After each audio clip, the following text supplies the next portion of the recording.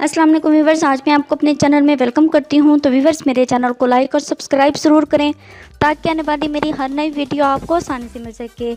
आज एक अहम मसला बयान करना है। मसला ये है कि एक खातून ने मैसेज किया है कि उनकी शादी को 6 साल हो गए।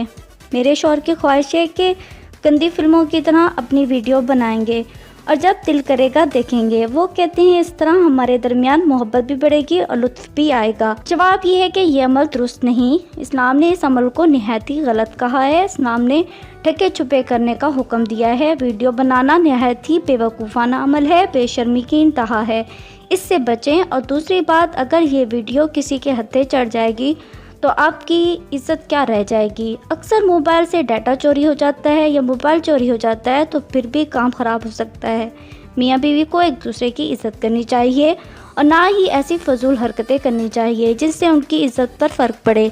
तो व्यूअर्स, ये थी मेरी आज की वीडियो जो यकीनन आपको पसंद आई होगी। तो मुझे इजाज़त दें, नेक्स्ट वीडियो तक। अल्लाह हाफ़िज़।